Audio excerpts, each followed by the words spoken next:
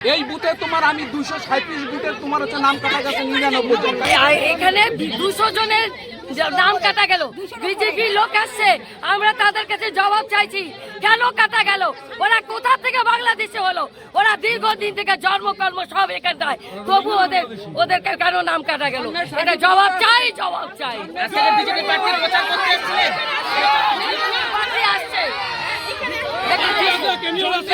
আসছে ভেতরে আছে, ওনাকে জিজ্ঞাসা করছি কেন কাটা গেল, জবাব চাই। যার হচ্ছে জন্ম সার্টিফিকেট যাদের আছে। এই বুথে কতজনের নাম কাটা গেছে?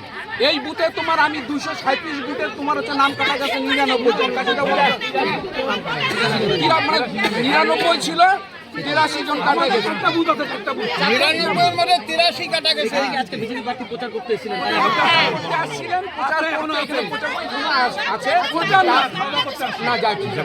তাদের কাছে আমাদের হচ্ছে দাবি, যেটা আমরা যে মুভমেন্টটা করতেছি, মুভমেন্টের অর্থ যে আমাদের 3 নম্বর ভোটের নাম কাটা গেল যারা বৈধ ভোট, তার জন্য আমরা মুভমেন্টটা করছি।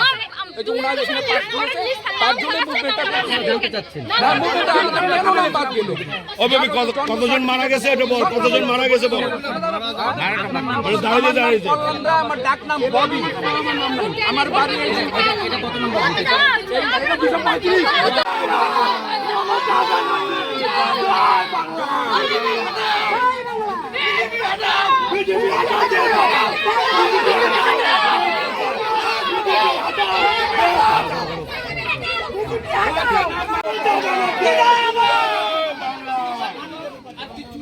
নাম কাটা গেছে, যেগুলো রোহিঙ্গাদের আটকার করুক। কয়টা রোহিঙ্গার নাম বাদ গেছে, কয়টা বাংলাদেশের নাম বাদ গেছে? এখানে ভাষা দিলে বিষয় লাগে। 3 নম্বর একটা রোহিঙ্গা যে ভর্তি, রোহিঙ্গা ভর্তি বলেছে। দেখা গেছে রোহিঙ্গা, দেখাতে পারবে?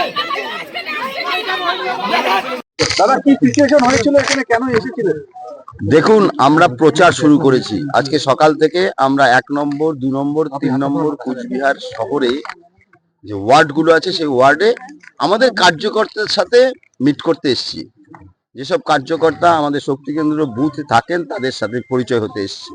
নতুন করে কাজ শুরু করব আমরা, কিভাবে আমাদের ইলেকশনে কাজ হবে সেটা তাদের সাথে আলোচনা করছি। আলোচনা করে আমরা করব এগুলো সিদ্ধান্ত নিয়েছি। আমরা কিছু আমাদের সমস্ত কার্যকর্তা, কিছু বিজেপি সমর্থক আমরা এখানে এসেছি।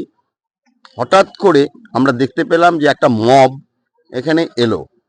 মবটা কি পরে দেখা গেল বাড়ির বাইরে চিৎকার চেঁচামেচি করছে, ঢিল ছোড়ার চেষ্টা করছে, দরজাতে ধাক্কা দিচ্ছে, এই ঘটনাগুলো ঘটছে। তারপরে তারা এখানে এসে চিৎকার চেঁচামেচি শুরু করে জয় বাংলা স্লোগান দিল। এবং তারপরে দেখা গেল যে তৃণমূলের নেতারা, লোকাল নেতারা সামনে এলো। এবং এটা যে উদ্দেশ্য প্রণোদিত ভাবে করা হয়েছে সেটা কিন্তু নিশ্চিন্ত। এবং কোনো একটা সম্প্রদায়ের মানুষকে এরা লেলিয়ে দিচ্ছে এই নেতৃত্ব, যাতে তারা এগিয়ে এসে আমাদের প্রচার বাধা দেয়, আমরা যাতে প্রচার না করতে পারি, মানুষের কাছে না যেতে পারি।